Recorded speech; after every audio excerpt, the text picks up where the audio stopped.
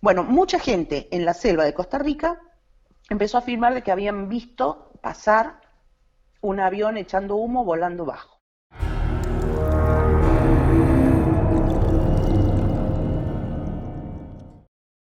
¿Qué tal, demonios?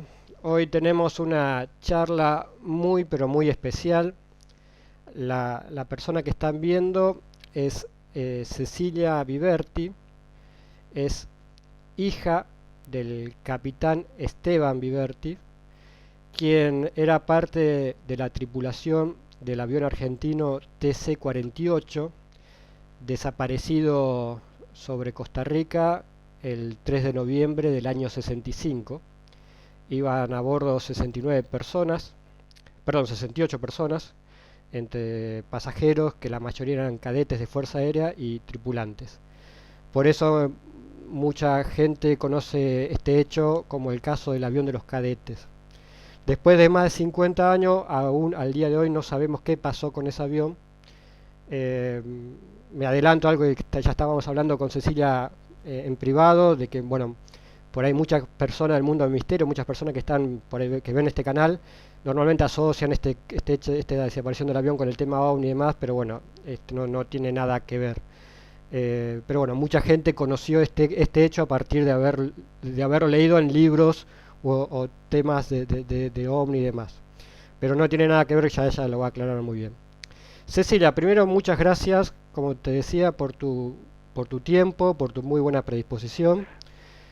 Yo normalmente cuando grabo charlas, tertulias con amigos, siempre empiezo preguntando quién es tal persona, quién es. Y en este caso quería preguntarte por tu padre. ¿Quién era Esteban Viverti? Bueno, mi padre, aparte de ser el capitán Esteban Viverti, eh, era marido de Tita. Al momento del accidente él tenía 32 años, también los tenía mi madre, y yo era la mayor de cuatro hermanos. Yo tenía 9 años y mis hermanos tenían 7, 6 y 5. Era un piloto y era un militar de convicción y de pasión, de profesión, de convicción y de pasión. Eso me lo dijeron instructores suyos de la Escuela de Aviación. Él tenía la vocación y la convicción de hacer lo que hacía y lo hacía bien. Eh, Creo que era muy calificado y creo que en ese momento era uno de los pilotos con más horas de vuelos que había dentro de la Fuerza Aérea. Hacía pocos meses, en septiembre, había batido un récord Guinness volando con el mismo avión, con el TC-48, haciendo un vuelo. Creo que era la misma tripulación, el piloto era Moyano, estoy segura. Haciendo un vuelo de 18 horas sin escalas sobre la Antártida. Habían partido de Santa Cruz, de Río Gallegos, y era para tirar material a la base Marambio cuando estaban construyendo la pista de aluminio. Entonces, desde el aire tiraban cosas que ellos necesitaban, ¿no? Salieron de Gallegos, volaron sobre Malvinas y aterrizaron en Aeroparque en un vuelo de 18 horas y media, más o menos, realmente agotador, sin escalas y con autonomía de combustible. Era un hombre que amaba, era un excelente padre, comedido como el mejor, porque él cocinaba, era curioso, eh, estudiaba diplomacia por su cuenta, hablaba inglés. Estamos hablando del año 1965, ¿no? Era un emprendedor en cada cosa, pero amaba volar, sobre todo amaba volar. Lo hacía con mucha pasión. Y otra cosa una de las cosas más importantes que nos dejó fue el fuerte sentido de la amistad y la cantidad de amigos que nos dejó, que gracias a ellos y con anécdotas de cada uno fuimos construyendo los agujeros que nos quedaron, porque éramos todos muy chicos, ¿no? Sobre todo yo. Pero a él se lo odiaba o se lo amaba intensamente, porque siempre tomaba una posición clara en las cosas, no era una persona tibia. Y bueno, dejó un vacío enorme en la familia, imagínate. Ujú. ¿Cuál es el último recuerdo que tenés de él? O sea, ¿qué es la última imagen que tenés de él? La última imagen era el día que embarcó, que fue un domingo, 31 de octubre, en el Palomar. Nosotros vivíamos en el Palomar en ese momento y era uno de tantos viajes que él hacía. Mira, cuando uno empieza a hablar es como que se abren ventanas y empieza a recordar cosas. Y en este momento me estoy acordando que en los últimos meses yo siempre me despertaba llorando a la madrugada, más o menos a la hora que fue el accidente. Y yo tenía la sensación de que él me iba a faltar, de que algo iba a pasar. Por eso cuando se fue a la Antártida, y yo me despertaba llorando estando él en casa inclusive, y él se levantó y me preguntaba, ¿qué te pasa? Y viste cuando lloras queriendo ahogar el llanto, te empieza a doler la garganta. Entonces yo no quería decirle que yo sentía que él se iba a morir, que él no iba a volver. Entonces le decía que me dolía la garganta.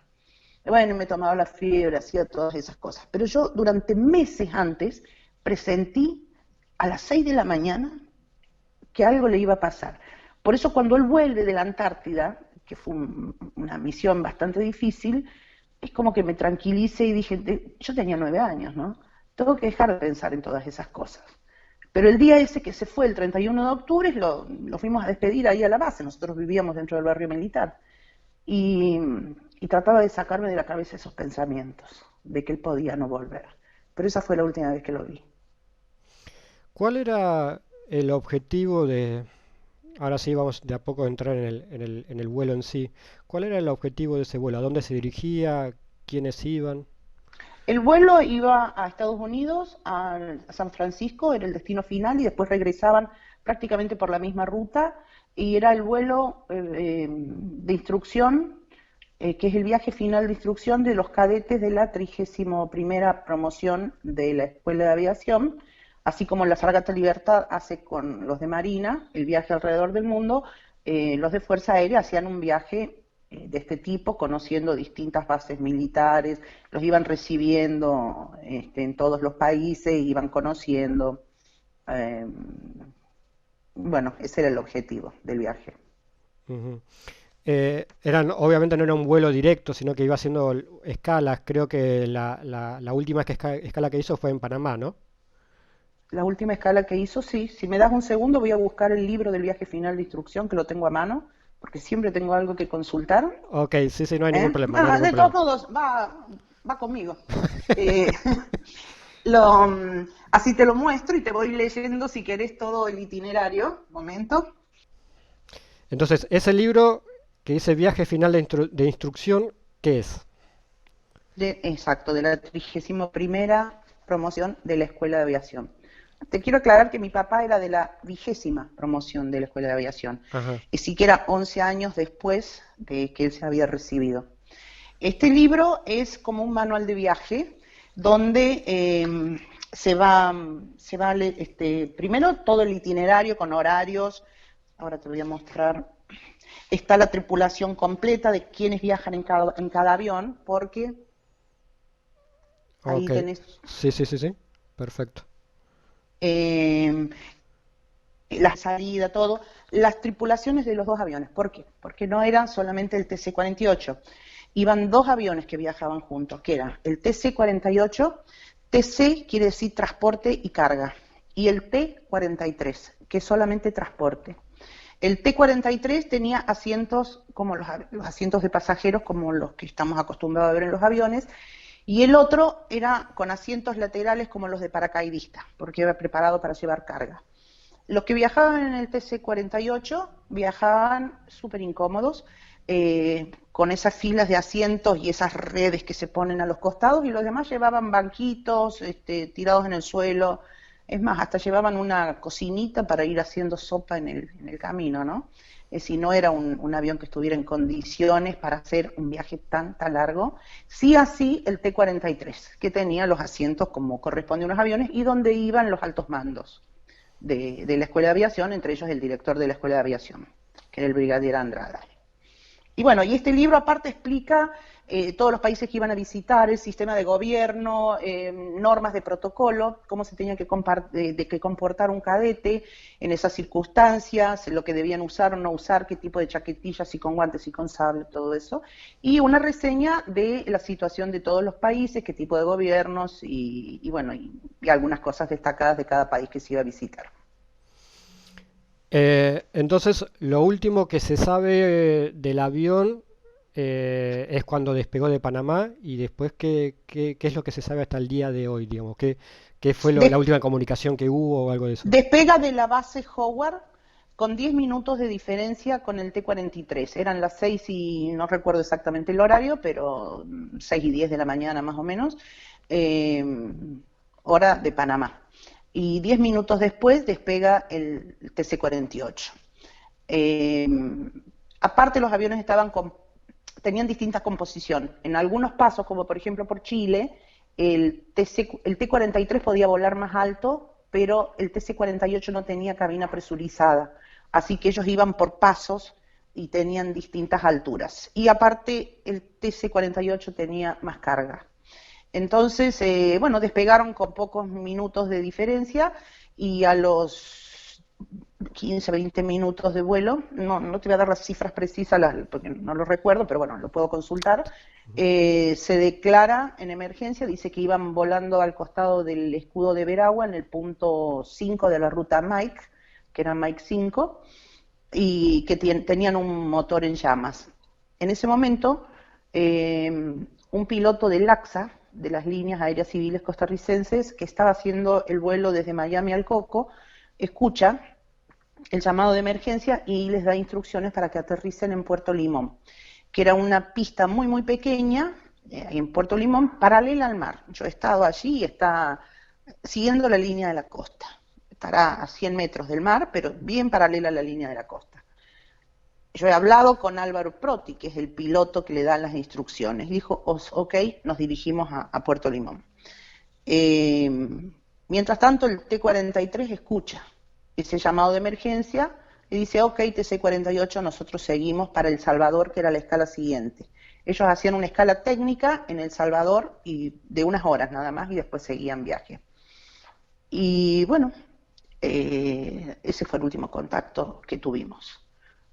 Ese fue el último contacto. El T-43 no se molestó en averiguar cuál era la emergencia, no se molestó en regresar, no sé cuáles serán los códigos. A mí el sentido común me dice que si vos vas viajando en una ruta con otro auto y el de adelante o el de atrás te dice que está con un accidente, vos te parás, volvés, lo esperás, algo. No seguís viaje a destino. Eso dice el sentido común. Bueno, desapareció. No se tuvo más noticias. Eh, Esa es la información oficial. ¿Cuál era la emergencia concretamente? Fuego en un motor. Fue un motor. Sí, hubo varias comunicaciones porque eran motor en bandera, fuego en un motor, que le pasaba al otro, y según fueron repitiendo, unos decían en el motor 3, otros decían en el motor 4, ambos están del lado de la derecha. Después en otras comunicaciones posteriores dijeron que habían resuelto el tema del fuego en el motor. Hay distintas torres, porque la torre de Tegucigalpa escuchó el llamado de emergencia también, y escuchó cuando el T-43 pide el cambio de torre, que pasa a la torre de Tegucigalpa, y ellos le dicen, asesinos lapidarios, están dejando a sus compañeros en emergencia y siguen volando. Ellos mismos lo reprochan la actitud que tuvo el T-43. Y bueno, ellos llegaron a El Salvador, esperaron y no pasó nada y después volvieron a Panamá, a Howard, a la base Howard, a sumarse a la búsqueda. Y hasta el día de hoy, digamos, eso fue lo último que se supo oficialmente del avión y después nunca más nada. Oficialmente fue eso, Ujú. exactamente. Extraoficialmente empezaron a circular todo tipo de versiones. Es decir, oficialmente empezaron a buscar por mar. Quiero aclarar una cosa. Los familiares siempre creímos que el avión cayó en tierra, que está en territorio de Costa Rica. La postura de Fuerza Aérea fue que el avión había caído al mar. Cuando se inicia la búsqueda, esa zona, con la base norteamericana, era una de las zonas más controladas que había en el mundo, yo calculo. Aparte estamos hablando del año 1965, época de la Guerra Fría, había pasado Bahía de Cochinos con el tema de los misiles de Cuba, entonces una zona donde los americanos tenían mucha hegemonía. Y se sumaron barcos y aviones de muchos otros países. De Argentina inmediatamente llegó un Albatros, creo que había llegado el 6 o el 7. También Argentina estaba en un momento difícil, porque estábamos en conflicto con Chile en ese momento. Bueno, eso fue el 3 de noviembre, el 7 de noviembre encuentran salvavidas flotando en el mar. Esa fue la postura de la Fuerza Aérea, de que el avión había caído en el mar y que esos eran los restos. Levantaron los salvavidas del mar, después en algún momento los trasladaron a Buenos Aires, porque cuando convocaron a los familiares para dar la noticia de que estaban desaparecidos, expusieron algunos salvavidas y dice que se habían encontrado objetos flotantes flotando en el mar. Muchos objetos, muchísimos. No tengo aquí la lista, pero si la busco la tengo en mis archivos. Entre ellas estaba el pasaporte de un cadete, el documento de el pasaporte del cadete Julio Ferreira, el documento del cadete Buistás, la gorra del capitán Horta, varias cosas con nombre y todo, y bueno, los salvavidas y pedazos de asiento y todo eso. Eso en realidad nunca nadie lo vio. Lo único que llegó hasta nosotros, es decir, en ese momento la Fuerza Aérea de los Estados Unidos colaboró con eso, sacaron fotos, hay filmaciones, que si ustedes han visto la película, La Última Búsqueda, que se estrenó el año pasado, tiene las filmaciones originales americanas, increíble la calidad de imagen que tienen para el año 1965, donde detectan los salvavidas en el mar. Y nunca llegaron hasta acá. Hoy si te preguntas a dónde están los salvavidas, nadie lo sabe. ¿A dónde está todo lo que encontraron? Nadie lo sabe. La familia del cadete Pereira, donde dice que habían encontrado un pasaporte, jamás le devolvieron un pasaporte ni le comunicaron que se había encontrado el pasaporte de Pereira. La gorra de Horta, igual, tampoco. La de Álvarez Paz, que también dice que la habían encontrado, tampoco. Es decir, de todos los objetos rescatados en el mar, no hay nada. Pero sí llegó hasta nosotros la cédula del cadete salteño Oscar Huistás. Entonces se las entregaron a los familiares. A los pocos meses, los familiares reciben una carta anónima diciendo de que ellos eran los que más habían sido engañados, porque ese documento se lo había dado el cadete Huistás a uno de sus compañeros que viajaban en el T-43 junto con la chaqueta, y que cuando fue el accidente este cadete se lo dio al brigadier Andrade, porque era de su amigo, de su compañero desaparecido, y el brigadier Andrade lo incluyó en los restos que aparecieron flotando en el mar. Ya le hicimos muchos análisis al documento. El documento estaba en un sobre junto con $110 y un par de gemelos, que eso se lo quedó a la familia. El documento lo tenemos nosotros. Y se le hicieron pruebas de salinidad. La última la hizo en el 2008 la Fuerza Aérea Argentina, y está demostrado que ese documento nunca estuvo sumergido en el mar. Es decir, que corrobora la historia del anónimo. Que como son las cosas, porque ese anónimo dice, en algún momento yo voy a salir del anonimato y les voy a decir la verdad. Nunca lo hizo, pero yo averigüé quién es, y es uno de los cadetes, que se llamaba Ricardo Jorge Taboada, que nunca dio la cara, ni nunca lo presenté, nunca se presentó para pedir disculpas. La historia hubiera cambiado completamente si él hubiera aclarado la mentira, ¿no? Pero bueno, obviamente hubo muchas presiones en ese momento. Entonces, esas fueron las pruebas de Fuerza Aérea para decir que el TC-48 había caído en el mar. La realidad es completamente otra. Ese 7 de noviembre, el TC-48, que ya había vuelto de El Salvador, sale temprano, porque yo tengo hasta las planillas de horario de los aviones y los barcos que buscaban en el horario que salían y que regresaban a Howard, absolutamente todo. El TC-48 sale temprano, como a las 6 y pico de la mañana.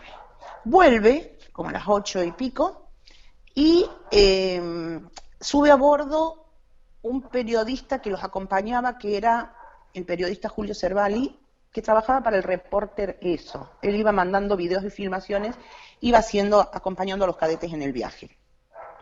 Entonces, en el momento que iban con Julio Cervali, empiezan a divisar los primeros salvavidas. Y dice, uy, mirá, mirá, hay un salvavidas, un salvavidas. Julio Cervali hizo su trabajo. Empezó a registrar lo que en ese momento él veía, que estaban encontrando salvavidas flotando en línea recta. El primer avión que llega es el Albatros, argentino. Es decir, lo encuentra el T-43 argentino. Viene el Albatros, señala el lugar, viene un helicóptero, lo suben a un bote, el bote María Rosa. Esos salvavidas, esto es una información que tengo prácticamente reciente, eran los salvavidas del T-43. Por eso pertenecían a la Prefectura Naval Marítima. Es decir, tiraron sus propios salvavidas. Y para corroborar esto, nadie sabe por dónde regresaron el T-43 cuando vuelve a Argentina. Regresaron por tierra. Hicieron Maracaibo y vinieron por Brasil, para no tener que pedirle a los cadetes que se pusieran los salvavidas, porque cuando volaban sobre el mar se los ponían. Es decir, esos salvavidas sí pertenecían a la Fuerza Aérea Argentina, pero no eran del TC-48, eran del T-43. Es decir, esa fue la gran mentira. O sea, Entonces, entiendo que todo esto lo hicieron para cerrar el caso, digamos, a tranquilizar a los familiares y que... para dar una respuesta, aparte había que el Albatros tenía que volver, estaban en conflicto con Chile. De todos modos tengo otras noticias que son bastante recientes. El accidente fue el 3 de noviembre, el 7 se encuentran los restos, en esos días el 10 yo creo que tengo el decreto que se los da por desaparecidos, en poco, ahí nomás se declara la desaparición. Pero el T-43 llegó a Argentina como el 18 o el 19 de noviembre. ¿Qué pasó? ¿Qué hicieron? En realidad, el estado del T-43 era tan lamentable como el del TC-48. En la base Howard, en la base americana, prácticamente lo tuvieron que desarmar y volverlo a armar, porque el estado de las dos aeronaves era pésimo, era lamentable. Pero el tema es eso, los cadetes posiblemente no sabían que viajaban sin salvavidas, pero no podían volar sobre tierra. Es decir, los salvavidas eran de la Fuerza Aérea, pero no del TC-48. Comentario entre paréntesis, es inevitable hacer el paralelismo con la reciente tragedia del submarino, digamos, ¿no? Desde el primer momento yo me identifiqué, es más, mandé una bandera, se la mandé a Luis Tagliapietra, que es TC-48 Ara San Juan, 53 años y las Fuerzas Armadas no aprendieron nada. Es decir, el mal manejo de la información, el ninguneo de los familiares, el contar mentiras, la falta de respeto, el ocultar información fue prácticamente igual en todo momento, en todo momento. La falta de respeto, sobre todo en el trato del dolor de los familiares, es idéntico.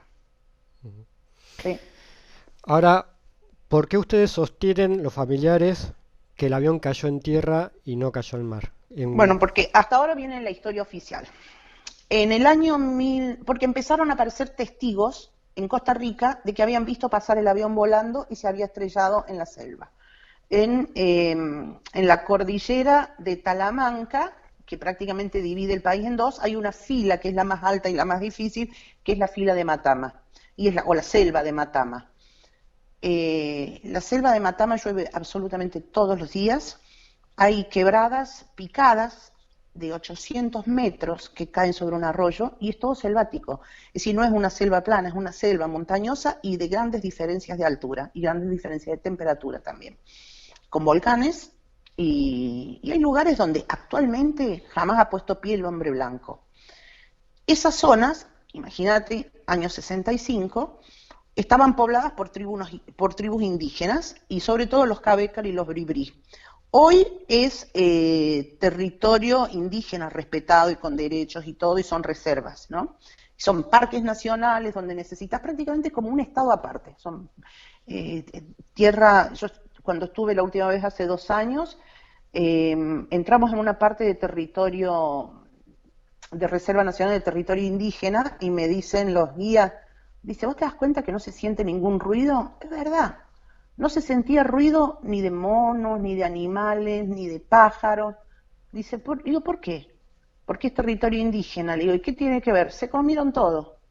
Es decir, comen, cazan y comen. En cambio, donde es reserva, que no es territorio indígena, hay todo tipo, es una riqueza increíble la flora y la fauna. Pero ellos todo lo cazan y todo se lo comen, porque realmente pasan muchas necesidades. Bueno, mucha gente en la selva de Costa Rica empezó a afirmar de que habían visto pasar un avión echando humo volando bajo. Y que se dirigía a Talamanca, a la fila de Matama. Una de las principales testigos fue una maestra, porque una cosa es los indígenas que no estaban demasiado culturizados, pero esta era una maestra casada con un médico francés, Talía Rojas de Boivirán, y que daba clases a los indios ahí bajo un árbol. Y ella lo vio pasar, y ella aseguraba, después estuvo en contacto con los familiares que fueron a buscar, de que ella había asistido, socorrido a 4 chicos. A veces decía 2, a veces 4, pero bueno, que había habido unos 4 sobrevivientes que después los habían matado los indios. Ella fue amenazada pero de muchas formas serias. Por ejemplo, tenía una indiecita que ella la tenía como criada, que un día apareció quemada con querosén. La hija iba por la selva con sus nietos y tuvieron un accidente y murió. En realidad hubo 8 muertes misteriosas en todos estos años de búsqueda. Y bueno, las versiones más firmes era de que el avión había caído en la fila de Matama, cerca del cerro Matama, y que había 2 indios, que era el indio, Teófilo era uno, y Canela Fina le decían, Porfirio se llamaba, Porfirio Céspedes alias Canela Fina, por el color de la piel. Era un indio muy son indios ladinos. Estaban cazando, lo vieron caer y lo saquearon. Llegaron, vieron que había muerto, saquearon las cosas. Esa es la leyenda. De todo lo que dicen, nunca nos llegó nada hasta nosotros, nada. Nunca hemos podido recuperar ni un botón, ni nada de lo que dicen que se salió del avión. Pero bueno, esa leyenda de Porfirio usando relojes con dólares y todo es la que todavía hoy circula. Pero siempre hay gente que fue difundiendo a través de los años y dice que el avión, bueno, al saquear y matar, que Porfirio era hijo de un cacique o de un suquia, se le llama suquias a los médicos brujos, y como sabían que habían hecho algo mal, hicieron una reunión entre varios suquias de la zona y suquiaron la zona. Suquiar la zona es embrujarla, para que nadie llegue. La montaña lo cuida. Es una especie de que, y me lo han dicho, que uno puede pasar a 5 metros y no verlo. Es decir, nosotros vamos a encontrar el avión el día que lo topemos de frente con un machetazo, porque puede estar a 3 metros del trillo, que así se llaman los senderos por donde nosotros estamos caminando, y no lo vamos a ver, está tapado de vegetación. Pero yo tengo la certeza de que eso se fue transmitiendo de generación en generación y que los indios, los Cabecar, saben dónde está el avión. El tema es que ellos cargan una gran culpa ancestral. Porque después cuando llegaron los primeros padres que no se creyeron el cuento de las cosas flotando en el mar y salió lo del documento de este cadete Huistaz y no les cerraban las historias de Fuerza Aérea, se empezaron a hacer los primeros grupos de padres que fueron a buscar a Costa Rica a los pocos meses. Tomilchenko, padre de un cadete, Bravino, padre de otro cadete, Guarnieri, José, Pepe, bueno, ya me va a salir el apellido, hermano de un cadete, era muy jovencito él, que son de Mercedes. Bueno, y mientras tanto se juntaba dinero para financiar esas búsquedas. En un momento en que les llegaban todas estas versiones del saqueo, de que había sobrevivientes, hacía unos meses, tenían la posibilidad de encontrar a sus hijos con vida. Tomilchenko, él era capitán de ejército. Cometieron algún tipo de excesos con los indios, cansados, porque ya te repito, son ladinos, son muy vivos, entonces les decía que los iban a llevar y después les robaban el alimento, porque ellos roban por un par de botas de goma, ¿no? Son todas cosas que necesitaban, o los perdían, entonces, bueno, un día Tomilchenko decidieron que iban a juntar todos los que supieran y los ataron en palos, les pegaron. Hubo algún tipo de violencia que no se justificaba y bueno, y todo esto fue... de los 2 indios, Porfirio y Teófilo, a los pocos días, cuando ya estaban por llegar, porque parecía que Teófilo iba a hablar, Teófilo aparece muerto también. Entonces, bueno, era un misterio detrás de otro que encerraba toda esta historia. Entonces, bueno, fueron años muy, muy difíciles de esta búsqueda y eso hizo que la leyenda creciera de una manera enorme, enorme, y que cada uno pusiera, yo todavía hoy, la semana pasada me dice, todos los días me llegan noticias de Costa Rica, que llevaban pistolas de oro, que llevaban lingotes, que llevaban un gran cargamento, todo eso es lo que va haciendo crecer la leyenda, esto ya es un mito, cuando acá se olvidó, en Costa Rica se convirtió en un mito. Así que bueno, nosotros sostenemos de que el avión está en tierra, pero es tan difícil esa selva, es tan difícil, y está protegida por el secreto indio. Y es en territorio indígena y hoy dicen que es territorio sagrado. O habría sido ya territorio sagrado o fue suqueado después de la caída. Pero el tema es que y hay gente realmente de mucha capacidad buscando, porque tenemos como 3 grupos de búsqueda y bueno, nunca hemos logrado rescatar absolutamente nada. Ni siquiera todos los que me dicen que saben dónde está, pero ni una foto, nada.